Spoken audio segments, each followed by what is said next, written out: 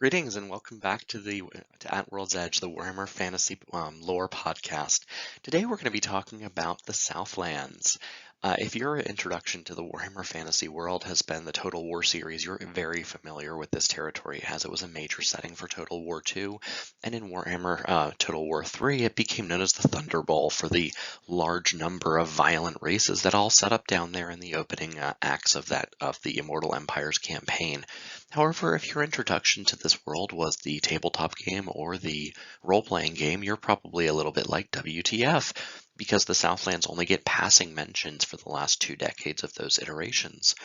In either case, we're going to be talking today about the lore of the Southlands, the peoples that lived there, and the geography of the land. And then we'll finish up with what can we expect to see of this area in the future. With that in mind, let's get right to it. Aye, there were things in that sun and jiggers the size of your fist in the jungle. Ziggurats that clawed the sky, and beasts. He shook his head as his gaze was drawn far away, as if back beneath the sweltering canopy, like you've never seen. Creatures of teeth and scale, of leather pinion and tusk, chitinous and bone plates that repel crossbow bolts like paper darts. Droger of Clan Zardum, Thane of Karak Zorn. We endured terrible journey for several days. Eventually we passed along a paved road, between rows of crouching lizard demon statues, and entered a broad open plaza. There were ruins here like in the first lizard demon city, great edifices rising up in steps. These though were far bigger and in better repair. Yin Wan, captain of Grand Cathay. Then suddenly we came upon a paved road which was open to the sky. The road was very ancient and overgrown with weeds, stretched far off towards the distant horizon. At the time I believed it had been made by the people of Al-Nahazara long ago. Later I discovered it had been made by the mysterious Al-Hasorin. Ibn Jalaba, trader of Kasabar. These descriptions are from various traders stretching back for the last 4,000 years, from traders from Karazankur, Grand Cathay, and the Arabian states, all traversing into the Southlands. The first gentleman, the first Droger of Clan Zardum at the top, and in case anyone wants to comment, yes, I'm aware that he was being impersonated by a Tzeentchian demon, but in all likelihood that Tzeentchian demon was being honest with his description because he was trying to perpetuate a multi-century ruse. That was his account of his travels back from the legendary hold of Karak Zorn. Yin Wan was the captain of the Cathayan fleet that first encountered Lustria, sailing east from Cathay, so from here, and then over to here, and then landing here, where they then made the overland route and returned to Cathay. And then the last trader was a representative from the Sultan of Al-Sabar, which is here, who then made the overland route through the jungle all the way to Zlatlan.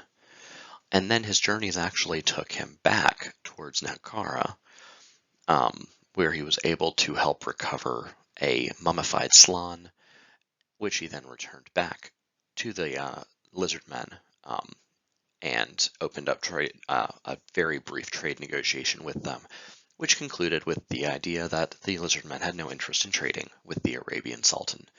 But all was well, because we got a great description of the Southlands out of it. One of the very rare ones we have, but it is proof that these, first of all, that the topography was both jungle-like, and that the lizardmen are a big part there. We also know from these descriptions that the lizardman cities in that area are in better repair than the ones in Lustria, which does make sense if they are a bit newer, or if they're not subjugated to the same type of assaults that Lustria is, either geologically or from attacks from other races. Let's go back a little bit further, though, to how the Southlands was formed. Obviously, the Southlands are a geologic formation, and they were created from out of one giant continent. Initially, the Southlands and Lustria were one. They were moved by the Slan to be separate, and now are two different places. This is evidenced by the fact that there are some cities like on here, and actually really this whole region, that correspond geographically to cities right here. And at least according to the descriptions we have in the books, they should all be very much right next to each other. Fauna-wise, you also have the cold ones of Lustria and Nagaroth, or basically the whole New World, which are very similar to the much smaller horned ones, according to the guidebook, to the Warhammer 5th edition Lizardman book. The larger cold ones died off and made room for the smaller horned ones, but they are the same species essentially. Additionally, the architecture of the Lizardman cities, are the same in both areas, including both the statues and also the cities themselves. Though, as mentioned by the Cathayan captain, the cities of the Southlands seem to be in a better state of affairs. So let's talk about the maps that we have of this area. One of the best ones that we have is this one. It does note, firstly, the city of Karak Zorn, which is up here. It notes the Nakarans. We've also got, of course, the primary Lizardman cities down here. And then also High Elves. This map is great. It also has a scale, so it tells us a bit about how big the area is and lets us know that this is actually a really large area. Can't forget our Imperial friends here as well. So this is a really good one. No reason to discount this map here. This one came in one of the late in the 2000s Lizardman books. And it's a great resource for you. It actually lays out both the topography and the locations of cities. So we can definitely use that one. It was replaced by this one, actually, in the next available book. And this one lays out the geomantic web. Now, this is actually important to lay over that other map. And the reason for this is because to the Lizardmen, when they founded a city at the Old One's request, it was not the same way, say, dwarves, they found a city because it's on top of ores or metals. And when men found a city, it's because it's usually next to water or food. The elves, they found it because it's an important trading post. For the Lizardmen, they found a city because it's on top of a geomantic network.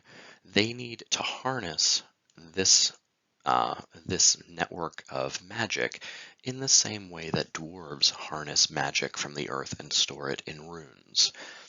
We would hear about this being used to great effect in their stories of how they would use the geomantic web to reshape the world in the beginning. However, we would see it in practicality in the end times when they would drain the geomantic web to undo the Skaven trying to crash the moon into the world. But that's essentially why these cities are in the formation they are. And they're also in the same formation in Lustria.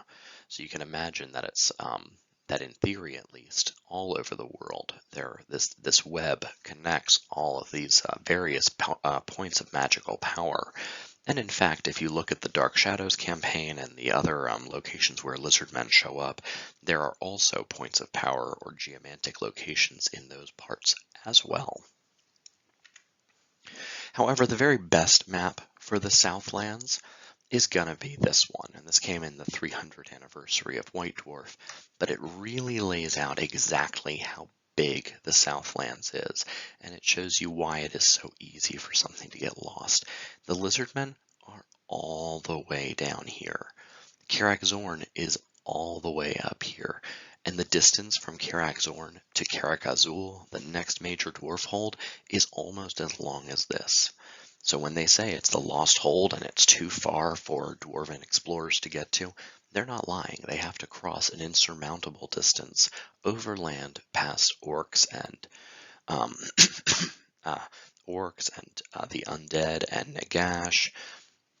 It was a whole separate thing. as well as human tribes, and it's just not worth it to them. It lays out exactly where Studenberg is and the various um, lizard men that live here as well as how separate they are. Because again, if they were close to each other, maybe they'd, like the other maps seem to imply, it kind of begs the question, well, why aren't they supporting each other? Well, because they're really not that close to each other. And even the total war map kind of begets that as well, because as you can see, the total war map kind of makes it seem like everybody's right next to each other. But that first map there, they're very far apart. Zlatlan and Karak Zorn would never ever have to interact if they didn't want to. And that's kind of the impression we get from the storyline, that if they didn't want to interact, they really didn't have to. It's really a wide open sandbox for them to play, and if they don't want to talk, they don't have to talk. If they want to develop kind of independently, they can do that as well. And that's not bad at all for story or for anything else.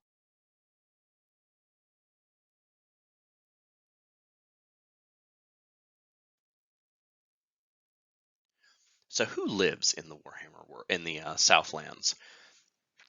We're going to go ahead and use this map just because it's a little bit clearer to read on it. But of course, the lizard men. They were the first ones here, placed by the old ones when they created this realm. But we've also got the famous dwarves of Karak Zorn, who inhabit the area to the top. The High Elves inhabit the Forest of Dawn and the Elven Fortress. It's never ever given another name, so don't even bother looking. They're also at Tor Elisor, one of the nearby islands there. And they inhabit the seas around the area, where they also contend with the Arabians and the Cathayans for trading rights. Speaking of the Arabians, they live in the area in the Gulf of Medes and at Kasabar. They're the famous El Jabil, who we read from earlier, who encountered the Nehekarans, who live at the Crater of the Dead, and Resetra. The Temple of Skulls may also be related to them. We're really not sure. We don't know much about it. I'll leave that up to you modders and gamers.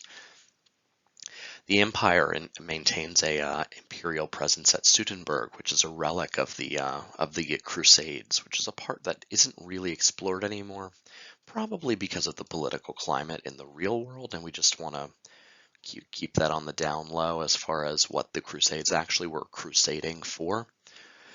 But in any case, Cathay could always show up. They do maintain a presence in the ocean, though since the failed Cathayan landing back in the past, they have not been a part of the actual landscape and polity on the actual Southlands.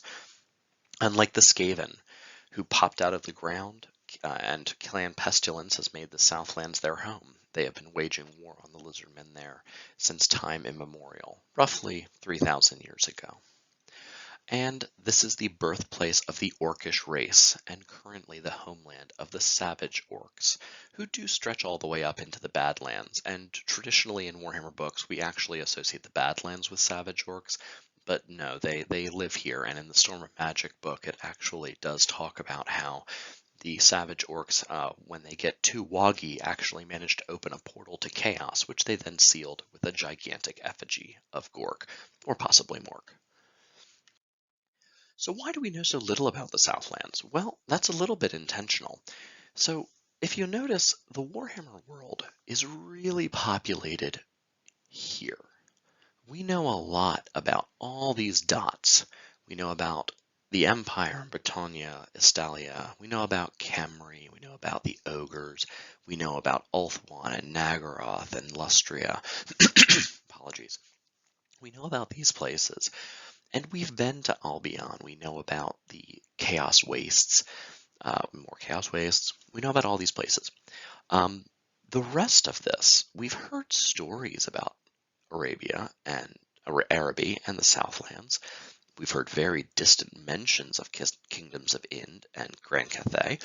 But the reason for this is because ultimately these stories are in the lore, we know about them, but from a modeling or modding or roleplay perspective, Games Workshop would like to leave this up to you as the gamer for you to explore and to mod with.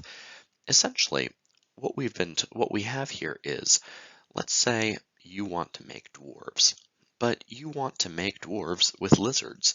Well, you have that. Karak Zorn is dwarves heavily influenced by lizard men. You can go ahead and do that. Or let's say you want to make humans that have been influenced by lizards. That would be the kingdoms of Ind or the hinterlands of Koresh. The original settlement of the city of the Old Ones sounds exactly like that. So what do you think the future holds? I think that that it could very well be an exploration of the Southlands. There's no reason in the world to think that, especially with the attention that it got and the popularity of the area with the Warhammer Total War series, that we couldn't see an expansion of at least the lore for the Southlands. Or certainly even some more, or maybe even some more models for it. But given that the next game that's coming out is called Warhammer the Old World, maybe not. I don't know. What do you think? Put it in the comments below. Maybe we'll get a discussion going. In any case, thank you for tuning in today, and I hope you found this fun and instructional. Thanks for watching.